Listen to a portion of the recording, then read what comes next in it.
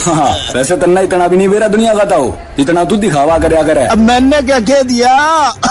अरे तू कुछ कहे, इससे पहले तेरी खांसी कह देवे है। अक 2 हफ्ते तक ज्यादा खांसी, बलगम में खून आना, लगातार बुखार आना, भूख और वजन का कम होना, ये टीबी के लक्षण है। अच्छा, अब क्या करूं भाई? अपने नजदीकी सरकारी स्वास्थ्य केंद्र पर जाकर अपनी टीबी की मुफ्त जांच करवा ले। और यदि टीबी आता है तो हर रोज टीबी की मुफ्त दवाई खाना, साथ ही साथ हर महीने 1000 रुपए पोषक आहार के लिए उपचार के दौरान सीधे अपने बैंक खाते में पाना। इस मदद के लिए बस टीबी के मरीज को अपना आधार नंबर और बैंक खाता सरकारी स्वास्थ्य केंद्र पर लिंक करवाना होता है। ये तूने बढ़िया बात बता दी भाई। एक बात और सुनता हूँ, इतनी जल्दी ना करे। ये सरकारी सुविधाएं प्राइवेट डॉक्टर्स के पास इलाज करवा रहे टीबी के मरीजों के लिए भी मुफ्त उपलब्ध हैं। और अधिक जानकारी के लिए टोल फ्री नंबर 1800-11-6666 डायल कर लिए। आइए मिलकर टीबी को हराएं। टीबी हारेगा, देश जीतेगा। राष्ट्रीय स्वास्थ्य मिशन, स्वास्थ्य विभाग हरियाणा द्वारा जनहित में जारी।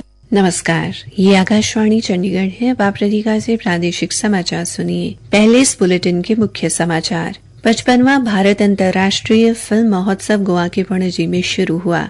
केंद्रीय मंत्री मनोहर लाल ने कहा है कि सरकारी भवनों, आवासीय परिसरों और सरकारी कर्मचारियों के घर से बिजली के प्रीपेड मीटर लगाने की शुरुआत की जाएगी। हरियाणा के मुख्यमंत्री नायब सिंह ने कहा है कि निकाय चुनाव को लेकर पार्टी कार्यकर्ता पूरी तरह तैयार है। हरियाणा में द साबरमती रिपोर्ट फिल्म को कर मुक्त किया गया और हरियाणा सरकार ने हरियाणा सुशासन पुरस्कार योजना अधिसूचित की। अब समाचार विस्तार से। 55वां भारत अंतर्राष्ट्रीय फिल्म महोत्सव आज गोवा के पणजी में शुरू हो गया।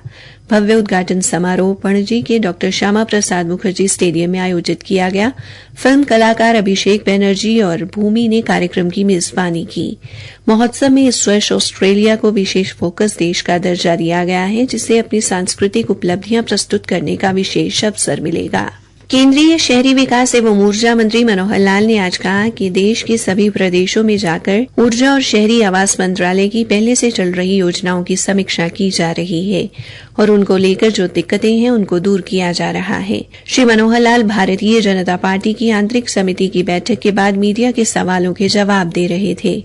केंद्रीय मंत्री ने बताया, अभी IBSS स्कीम है, उसमें जो डिस्ट्रीब्यूशन सिस्टम है वहाँ पर स्मार्ट मीटरिंग ये एक विषय बहुत पहले से चल रहा है और स्मार्ट मीटरिंग में भी प्रीपेड मीटरिंग इसका कुछ विरोध देखने को मिला। उसकी योजना बना करके दिए कि फेज में करेंगे और फर्स्ट फेज में सरकारी कार्यालय और सरकार की जो कॉलोनीज है बनी हुई और सरकारी कर्मचारी इनके यहाँ पर सबके प्रीपेड मीटर लगेंगे, ताकि अगर अपने से हम शुरू करेंगे और पैसा पहले से जमा करा करके बिजली की खपत करेंगे, सरकारी कार्यालयों पर अनुशासन भी आएगा। केंद्रीय मंत्री ने कहा कि इसके बाद जो राज्य अपने स्तर पर सामान्य बिजली के प्रीपेड मीटर लगाएंगे उनके लिए अतिरिक्त छूट देने की बात अलग अलग राज्यों में अलग अलग राशि के हिसाब से चल रही है। उन्होंने कहा कि इससे लाइन लॉस कम होगा और विभाग को फायदा होगा। हरियाणा विधानसभा के नए भवन को लेकर चल रहे विवाद पर केंद्रीय मंत्री मनोहर लाल ने कहा कि परिसीमन को देखते हुए हरियाणा विधानसभा के भवन की जरूरत है। जो नया भवन बनना है उसमें किसी तरीके के टकराव की बात नहीं होगी। केंद्र शासित प्रदेश के साथ प्रक्रिया को पूरा किया जा रहा है। हरियाणा के मुख्यमंत्री नायब सिंह ने कहा है कि सरकार तीव्र गति के साथ काम कर रही है, आगे भी काम इसी गति से जारी रहेगा। मुख्यमंत्री पंचकुला में भारतीय जनता पार्टी की आंतरिक समिति और सांसदों की बैठक के बाद मीडिया से मुखातिब थे। आज की बैठक को लेकर श्री नायब सिंह ने बताया, हमारे कमेटी के सभी पदाधिकारी थे, उनसे बातचीत हो रही थी क्योंकि एक मेंबरशिप का बड़ा अभियान सदस्यता ग्रहण का चल रहा है, उसको लेकर के अलग अलग जिम्मेवारी भी सौंपने का डिस्ट्रिक्ट वाइज काम किया है, ताकि जो टारगेट मेंबरशिप का लिया है 50 लाख उसको जल्दी हरियाणा पूरा करेगा और उसको लेकर के सभी योजना रणनीति वो बनी चर्चा हुई है। मुख्यमंत्री ने कहा कि निकाय चुनाव को लेकर पार्टी कार्यकर्ता पूरी तरह तैयार है। इसको लेकर कार्यकर्ताओं से चर्चा की गई है। एक प्रश्न के उत्तर में उन्होंने कहा कि कांग्रेस ने 50-55 साल राज किया, लेकिन जो अपेक्षाएं देश को कांग्रेस से थी वो पूरी नहीं हुई। हरियाणा के मुख्यमंत्री नायब सिंह ने द साबरमती रिपोर्ट फिल्म को हरियाणा में कर मुक्त करने की घोषणा की है।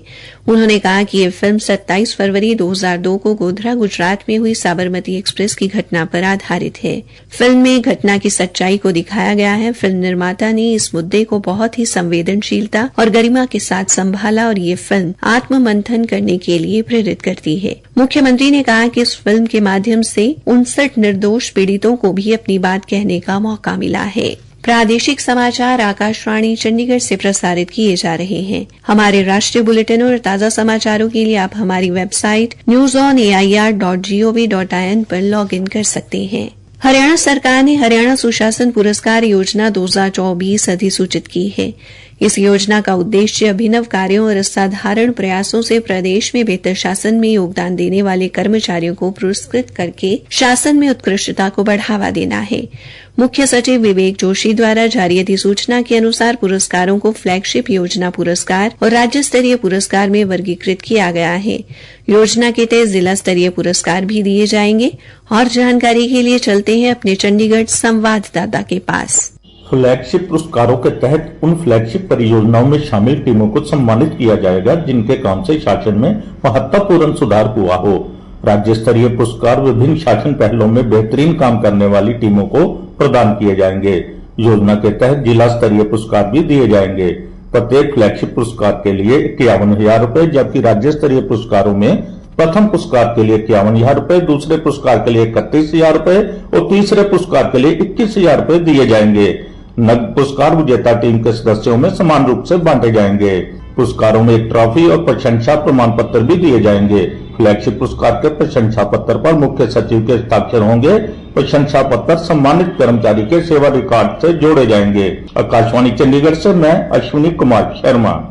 जिला स्तरीय पुरस्कार प्रत्येक जिले के उपायुक्त द्वारा प्रदान किए जाएंगे। जिले में प्रथम स्थान के लिए 31,000 रूपये, दूसरे स्थान के लिए 21,000 रूपये और तीसरे स्थान के लिए 11,000 रूपये के नकद पुरस्कार प्रदान किए जाएंगे। प्रत्येक पुरस्कृत टीम को संबंधित जिले के मंडलायुक्त द्वारा हस्ताक्षरित एक ट्रॉफी और प्रशंसा प्रमाण पत्र भी दिया जाएगा। भारतीय लेखा परीक्षा तथा लेखा विभाग के चंडीगढ़ स्थित प्रधान निदेशक लेखा परीक्षा कार्यालय में भारत के नियंत्रक एवं महालेखा परीक्षक कैग के स्थापना दिवस के उपलक्ष्य में लेखा परीक्षा सप्ताह मनाया जा रहा है। आज लेखा परीक्षा सप्ताह के कार्यक्रमों की शुरुआत श्रम ब्यूरो भवन में श्रमिक विभाग के साथ वार्तालाप और कार्यशाला से हुई। प्रधान निदेशक लेखा परीक्षा कार्यालय के अधिकारी उप निदेशक संजय नेहरू ने आकाशवाणी को बताया, ये कार्यक्रम हम मना रहे हैं, ये ऑडिट दिवस के सिलसिले में मना रहे हैं। हमारा जो CAG ऑफ इंडिया का ऑर्गेनाइजेशन है, ये it came into existence first time 1860 ईस्वी में ऑन 16 नवंबर। तो 16 नवंबर को ये एक हमारा कपूरथला हाउस न्यू दिल्ली में ऑडिटर जनरल ऑफ इंडिया के नाम से ऑफिस कार्यान्वित हुआ था। तो उसके बाद से ये अपना काम कर रहा है। तो लास्ट 4 साल 2020 से हमारे ऑर्गेनाइजेशन ने शुरू किया कि हम एक एनुअल ऑडिट दिवस मनाएं 16 नवंबर। तो इसी परिप्रेक्ष्य में इस साल भी 16 नवंबर को हमारा ऑडिट दिवस दिल्ली में मनाया गया और यहाँ भी कार्ड वीक हम मना रहे हैं। हमारे संवाददाता अश्विनी कुमार शर्मा ने बताया है कि लेखा परीक्षा सप्ताह का समापन 26 नवंबर को चंडीगढ़ के गोल्फ कोर्स में होगा। समापन समारोह की अध्यक्षता पंजाब के राज्यपाल और चंडीगढ़ के प्रशासक गुलाब चंद कटारिया करेंगे। अंबाला रेल मंडल में आज भगवान बिरसा मुंडा के जन्म दिवस के उपलक्ष्य में जनजातीय गौरव दिवस मनाया गया। मंडल रेल प्रबंधक मनदीप सिंह भाटिया ने दीप प्रज्वलित कर कार्यक्रम की शुरुआत की। कार्यक्रम में वरिष्ठ अधिकारियों सहित सभी रेल कर्मचारियों ने भगवान बिरसा मुंडा के चित्र पर फूलमाला अर्पित कर उन्हें श्रद्धांजलि दी और उनके द्वारा भारतीय स्वतंत्रता संग्राम में दिए गए योगदान को याद किया गया। इस मौके पर भारत के स्वाधीनता संग्राम में जनजातियों की भूमिका विषय पर निबंध प्रतियोगिता का आयोजन भी किया गया। अंत में मुख्य समाचार एक बार फिर। 55वां भारत अंतर्राष्ट्रीय फिल्म महोत्सव गोवा के पणजी में शुरू हुआ। केंद्रीय मंत्री मनोहर लाल ने कहा है कि सरकारी भवनों, आवासीय परिसरों और सरकारी कर्मचारियों के घर से बिजली के प्रीपेड मीटर लगाने की शुरुआत की जाएगी। हरियाणा के मुख्यमंत्री नायब सिंह ने कहा है कि निकाय चुनाव को लेकर पार्टी कार्यकर्ता पूरी तरह तैयार है। हरियाणा में द साबरमती रिपोर्ट फिल्म को कर मुक्त किया गया और हरियाणा सरकार ने हरियाणा सुशासन पुरस्कार योजना अधिसूचित की। इसी के साथ ये समाचार बुलेटिन समाप्त हुआ।